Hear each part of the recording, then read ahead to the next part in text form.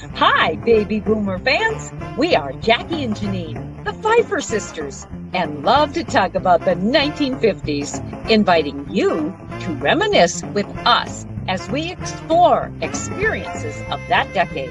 Grab your favorite malt or Green River. Make sure you are wide awake and get ready to be inspired about the 1950s. Welcome to the 1950s Fun Chat. It's a beautiful day here in Iowa, and wherever you are, Jackie, I hope it's a beautiful day there. Welcome to the 1950s Fun Chat, folks. I'm in northeastern Washington, and thanks to the modern internet, we're here together. So before we start with the introduction of our guests, I'd like to have you pay attention to the bottom of the screen where you'll see that purple banner, and it has www.whilethewindmillwatch.com. That is the source and resource for all of you to check out, to find out about the authors of the book, While the Windmill Watched, A Slice of Rural America in the 1950s, the vendors where the book may be found, the places that you will see us signing books, and all the previous 1950s Fun Chats. And this is number 194. Now, I mentioned a book, and that is the book that sort of kicked off this little YouTube channel, the 1950s Fun Chat. So we've had a wonderful time and educational time learning about recent history of the 1950s. Today we have a couple with us, and many businesses are born out of addressing a specific need or solving a problem in the community. Well, today we're going to learn how that occurred in the state of Iowa. Our guests are Jerry and Judy Smith of Ames, Iowa. Jerry was born in 1938 in Ames and raised in Ames and the Gilbert area in Story County. He spent 1 year in Iowa State in 1958, joined the Army Reserve, participated in 6 months active duty, and then spent 6 years on active reserve. And he married Judy Moore in 1961. Judy was born in 1940 in Ames, Iowa, and lived there and in the Gilbert area in Story County. She attended grade school and junior high in Ames and then moved with her family to her mother's family farm in 1956 in Gilbert.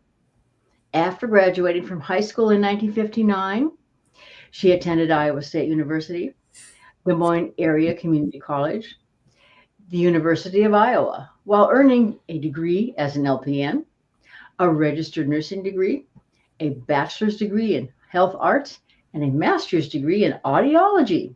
Now, the Smiths have 3 children, 7 grandchildren, and 2 great-grandchildren.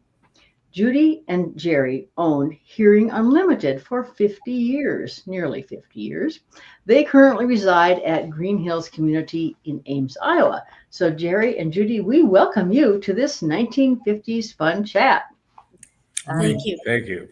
Oh, okay, you're very welcome. So before we address the opening statement, let's talk about your youth, Jerry. Yes. We've had several guests share about growing up in a small town in the 1950s. However, each person's story is different. So Jerry, please condense some of the day-to-day activities as a boy, as well as some of the highlights of your small town story. Well, when my father was discharged in 1945 from Navy, we moved to Gilbert. I was in the 2nd grade. Growing up in a small town teaches some lifelong values that I think, by the way, is lost today from what I see. In growing up there, my brother and I had the paper route for 3 years. And I worked in the grocery store there. And of course, throughout our growing up, farm work was the work that we could find outside of town. Most of my relation were farmers, and I was fortunate, I think, to be exposed to a time where you didn't need to take the keys out of your car or Mhm. lock your house when you're gone. Mhm. And everybody was respectful of other people. And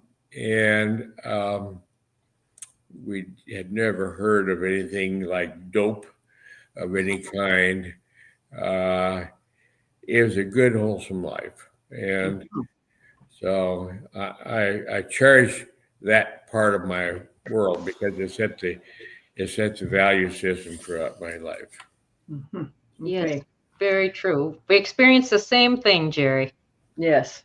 Mhm. So you mentioned World War II. How did that affect your family?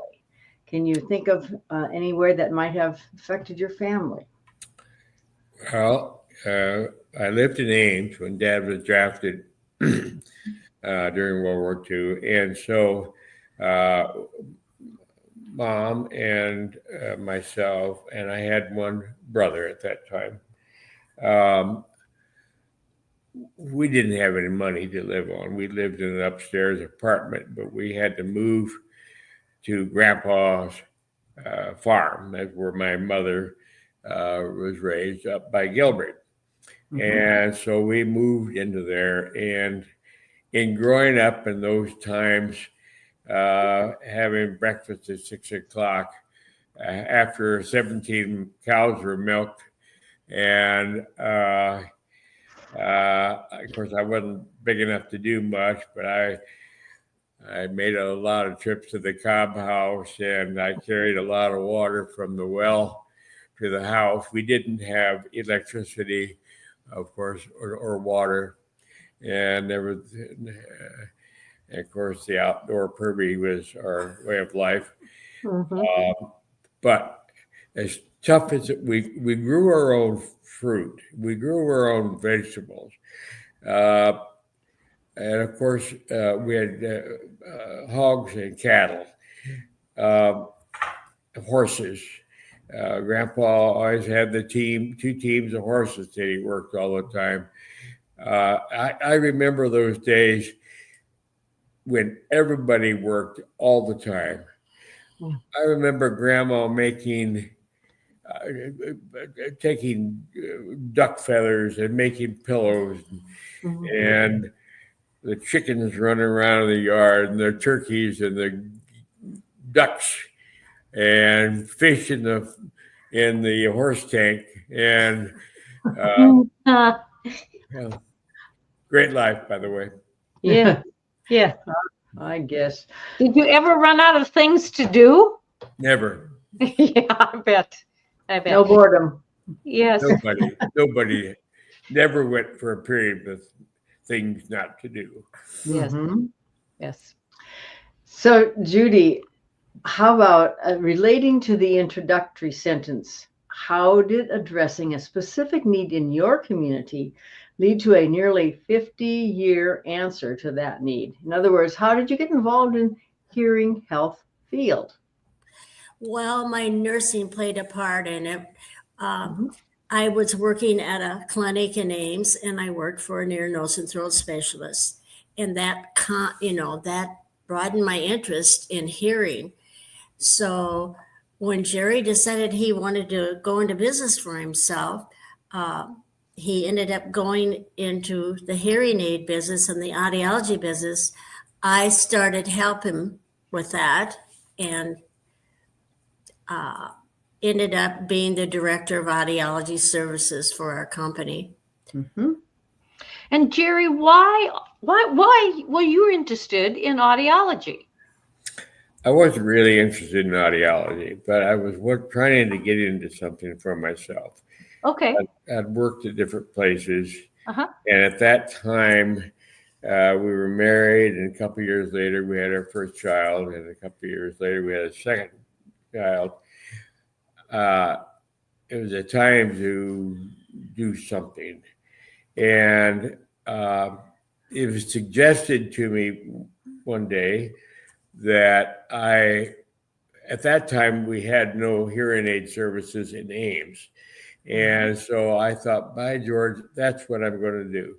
Sure. So I took a course a year-long course, and then I went to Chicago with the Zenith Hearing Aid Corporation, spent some time, and I came back and I hung my shingle. And rented a basement office, which is a conflict of needs when it comes to hearing impaired, because usually the older and steps are not what you're looking forward to, but we learned that with time. But anyway, we learned a lot. And over the years, we opened up a lot of hard work. I'm talking about 7 days a week, all the time, raising 3 children, Judy in school.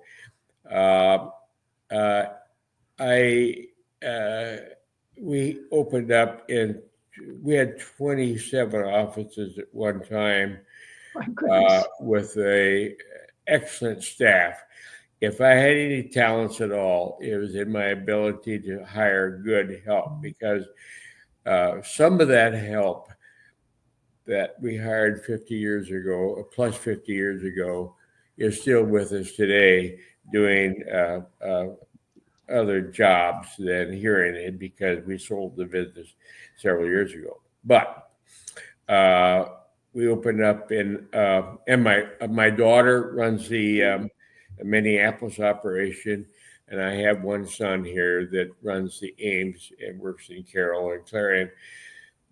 But the other boys retired. We've all done well. We've really enjoyed. I don't know. I don't know of a field that I would have taken to give me more pleasure and smiles and kisses than the one we selected. It was very gratifying. Good. Yeah. So, Jerry or Judy, I understand there is something called So the World May Hear. Now, either one of you, it's a foundation, and so either one of you want to tell us about that and how you became participants, and then where would that lead to? It ended up that we had a lot of major office in county seats and in hospitals, and we were invited by the foundation to join them. And that's where we started traveling all over the world, fitting children with hearing aids. And so this foundation then paid for the hearing aids wherever they sent you? Is that it? That's correct. Okay. We paid for our way and the airfare, and they paid for the hearing aids. Okay. And we had fundraisers and everything as the years went on to pay for those hearing aids. Did you have any special countries in particular where you felt the need was so far greater than any other? We went to a lot of third world countries, and there's definitely was a need in all of those. They don't have a welfare system. The people are either very rich, very poor. There's no middle class. And somehow we saw there weren't many of the rich people that were willing to help the poor people. So when we fit the children with hearing aids, we would check back on them, and a lot of them were mainstreamed into the school system. So, we also tied into Rotary International was a big part of it. I remember in India and Nepal, those Rotarians were young and enthusiastic and sharp, and we taught them enough to clean hearing aids and superficial repair, put batteries in. We would also send batteries forever to the recipient, the hearing aid recipient, through the group that is monitoring that group. Now, in South America, it was usually the Catholic Church. yes. In Vietnam, it was the Catholic Church. In most of Asia and Europe, we found Rotarians to help. In the African countries, we had a guy who was in the hearing aid industry in South Africa, and he was the one we worked through. And I've been to Africa 4 times, Vietnam 3 times. Of course, Germany, and a lot in South America, Peru, Colombia, Ecuador. In fact, we were in Ecuador so many times that the Ecuador Hearing Foundation built Judy and I a house and gave it to us. Oh my goodness. Yeah. How wonderful. Very nice. And security being a problem, they housed us in a walled mango plantation that had security, and that was well. And we went back there several times. We had one school there that had about 1,000 kids in it, and in Ecuador, and we worked with those children. And I did a little bit of coaching on the farm help around the That was a joke. Yeah. What kind of coaching are we talking about here? They raised hogs in another part, but they never thought about spreading manure on the vegetable garden. It was unfortunate. And contour farming is something I'd never heard of. But I don't know how much good I did. I did preach through an interpreter. I talked a lot, but I don't know about it. But I don't know if that was the end of it. So, on average, how long were you in each site? Or usually 2 weeks. Usually 2 weeks. And there'd be about 15, 20 of us show up to fit hearing aids. Oh. We were prior to our being there, they had the same activity, but with hearing people testing people. Mm-hmm. And so when we got there, we had the audiogram, their name, an ear impression, and had pre-selected hearing aids to what we felt best fit that hearing loss. So that was all done and packaged up. And so we come by and spend 2 weeks in different places, try to put the hearing aids on the kids and trying to maybe just say Papa for the first time or Mama. And you have to be made of stone before something like that doesn't really get to you. It's a great feeling, and of course, mothers jump in and start hugging you and kissing you, and cry. Everybody crying. Jerry Smith was crying. Yeah.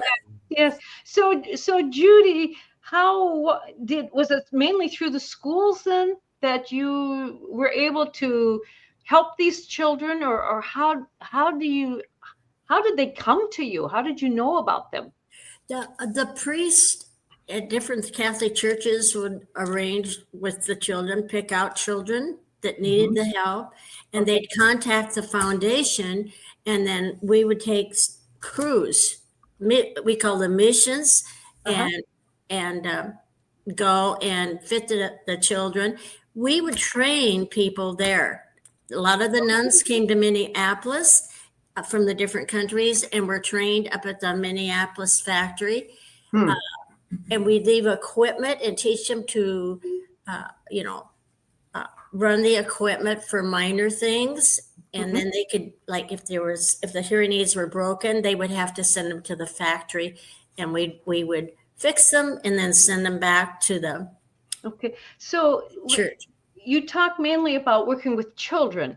Did you ever work with adults for hearing aids? Sometimes we would, but very few. But sometimes they kind of got put into our itinerary. So, but we would always have a lot of kids just show up with their parents, and maybe they'd travel for miles out in the countryside in the back of a bumpy old pickup. And so we didn't refuse to see anyone. So then I would have to test them on the spot. Jerry and our crew would have to make impressions and make ear molds for him on the spot. And that was always interesting. I wanted Jerry to tell you about something that he encountered in Katmandu, was it? Oh, yeah. What did you do? Yeah. That was, we've never done it since. Yeah. I fit hearing aid by candlelight. Oh. And that was the Where first. there's a will, there's a way. Well, they have kind of a brownouts and roving electric services. And so that was interesting. But again, the Rotarians in some of those countries, unlike the United States, the Rotarians in some of those countries are young and Vibrant. really aggressive, vibrant group of people. And they caught on to this extremely well and did a great job for us. Jerry, were there ever any unique situations, perhaps, if you fit the children or if you fit a child, was that child guaranteed to keep those hearing aids, or would they be no stolen from them, or how? There's no guarantees. It's tough.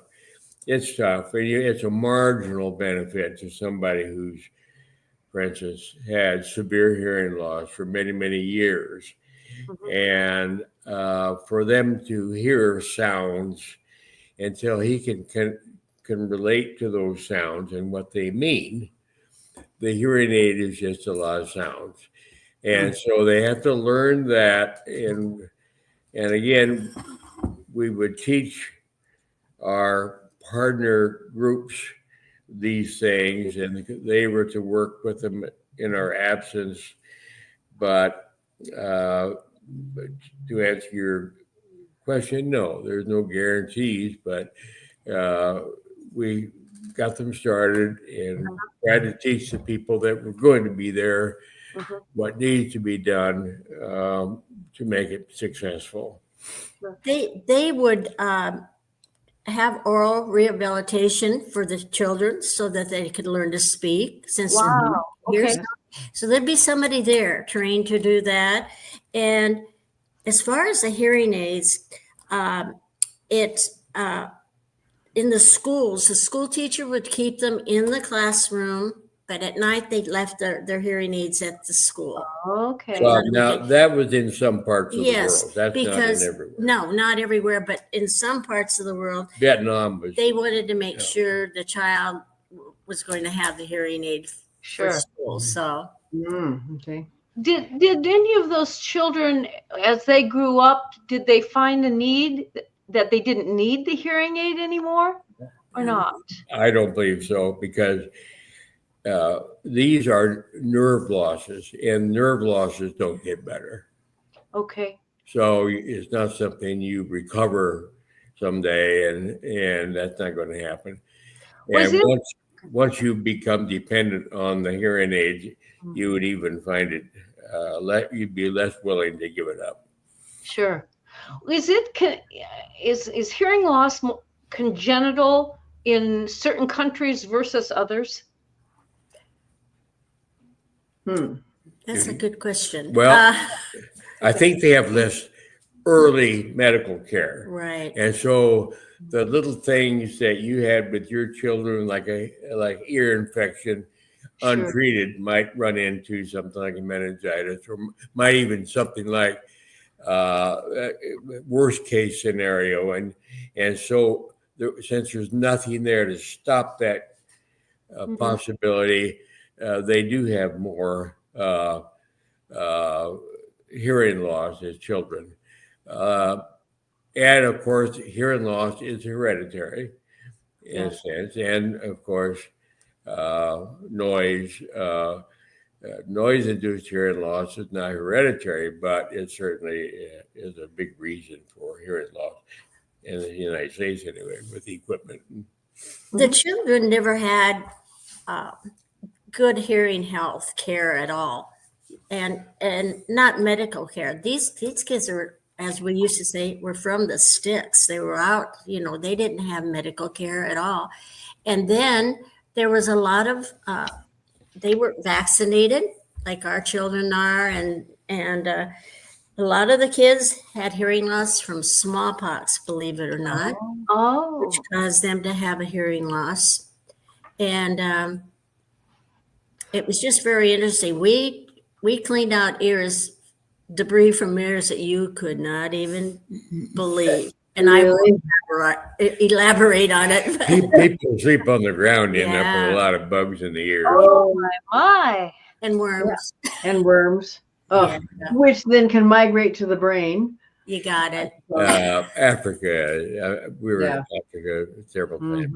Oh, did because of that that situation, when how foreign material, I'll call it, can damage hearing, and then the children were fitted with hearing aids. Right. Are they taught to sleep in a different situation to help preserve what they've been given in the hearing aid? You can teach them and teach the parents, but that's all the facilities they have. This is just what they do. Sometimes they have to sleep on the ground. Sure. Well, we would fit the hearing aids, and then once we were done with our part of it, then we would send them to somebody who speaks that language and works with them in what do you do at night, how do you take care of them. So they would review what we already went through in their own language. We always had an ear, nose, and throat doctor with us. So we, for the organic problems and infections and things, that they would address those things. We try to make a complete package out of this. Hopefully, And we would rotate back and see the people maybe a year later or so. And so we were rewarded by seeing these kids getting into school and learning how to speak. It's probably the most rewarding thing I've ever done in my life, except marry Jerry. Jerry, did you know that? This little Iowa girl had never been out of the state until on our honeymoon we went to Colorado. So when we started going to all these countries, Jerry had traveled before a lot. It was really an experience for me. And we ended up going to every continent except Antarctica. So wow. So our careers made us world travelers. Had you always wanted to travel but just never had the opportunity, Judy? Oh, sure. Yeah. Yes. So Judy and Jerry, have you ever considered writing a book about your adventure? It's never too late. I know. We've been trying to do that. Well, we're starting with a fun chat, so you've got That's right.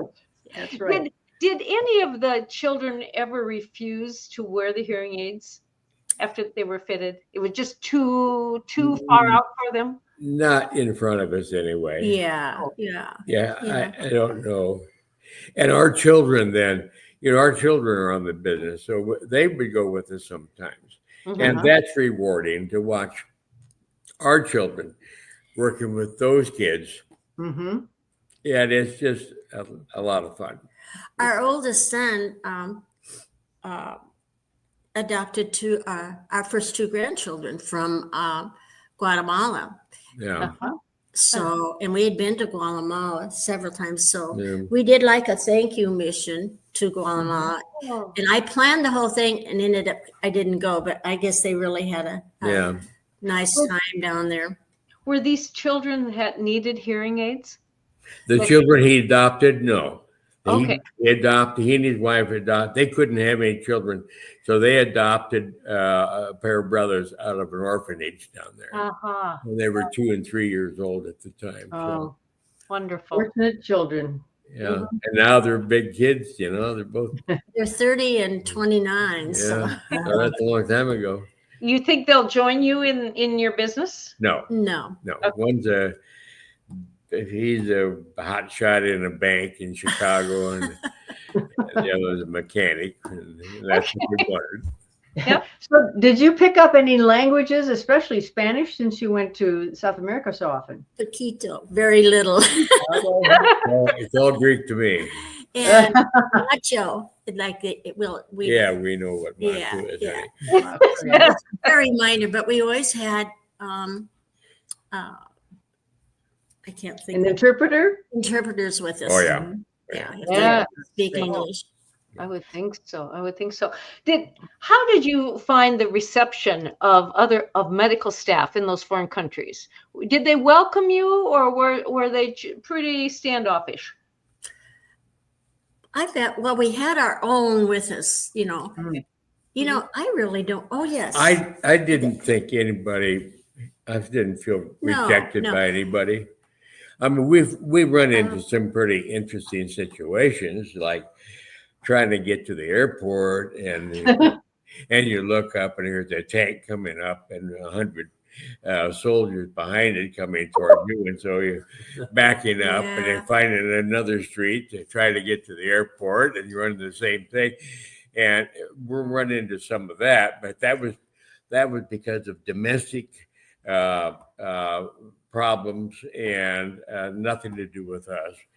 I mean, you can't help but get involved sometimes, but we have never been a direct object. We didn't work with any local doctors very often, but I do know that part of our foundation would use medical equipment over to some of the doctors in these third world countries, and they really appreciated that, you know.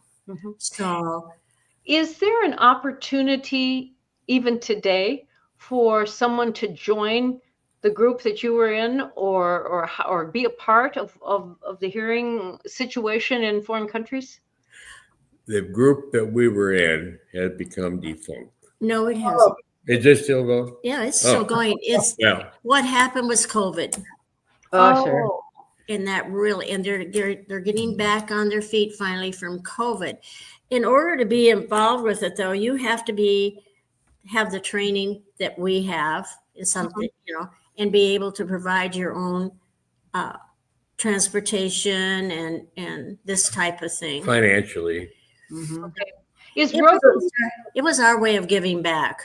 Yes. So is Rotary still involved with the program? I assume so. I can't say yes to that. They were at that time. I don't know why they would quit, especially in some of the India. That Rotary was really great in India. Like I say, some of the other countries were stronger in their service groups that supported us, but they had a big responsibility. They had to set up the place. They had to set up the transportation for the people to be there, usually to deaf schools.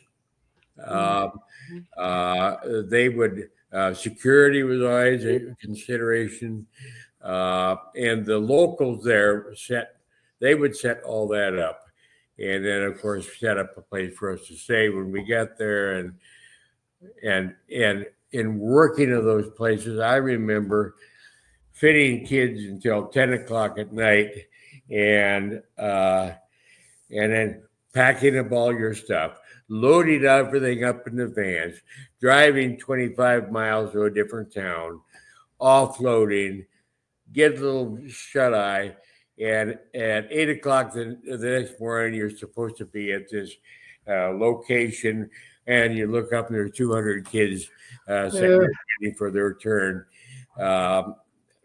That would be going on day after day.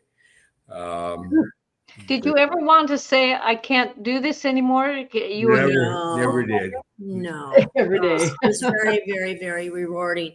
The one thing that stands out in my mind, these children would sit there. They were so well behaved.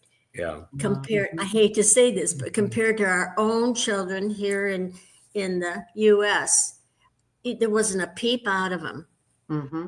So speaking of the U.S., does this foundation help places in the United States? Oh, Yes, yes. of course. Mhm. I think we did, well, we did Mexico, but we did the, what's the mountain? Appalachia? Yeah. We did several. Appalachia, I know Appalachia, some we people did. went we weren't on that mission, but they've been there several times Yeah, to we fit did not children go. with AIDS. But wherever there's a need, I mean, we're in Colombia. We were in, I don't know. We didn't miss many countries, but there's always a need, and everybody was trying to get help for their group. Mhm. So again, it was that third party that we depend on to set all this up, and they did a great job, and it kept us as busy as we could. After all, we had to make a living as well. So it was not cheap to do these things, plus Mhm. the time commitment. But we've been, I, I, I can't imagine in any industry that would reward us more than the feeling you get in working with that type of thing. Even here in the United States, when you have somebody who comes in who's had hearing loss for a long time, and it's hard to get somebody to fit correctly because you have to work with them and you have to have them back. It changes. Everybody changes a little bit, and everybody's needs change. So you have to have your hands on them all the time, and it's a great feeling. The cards and the baskets of cucumbers and cakes. It's just a great life as far as we're concerned. Wonderful. Yeah. I think this is a great time to end our fun chat because we are at the end of it. But what a wonderful explanation of Mhm. giving from the heart to help the children of the world. There ought to be a song that is Yeah. that is We tried. Yes, yes. Thank Thank you, you. Jerry and Judy. It's been You're wonderful. welcome. You're This- welcome. And thank Yeah. you very much. Thank you. Very rewarding. Mhm. Thank So, Can you close and the program? so our audience, please next time join us. Tell your friends, even your relatives, about this 1950s fun chat. So till next time, bye-bye.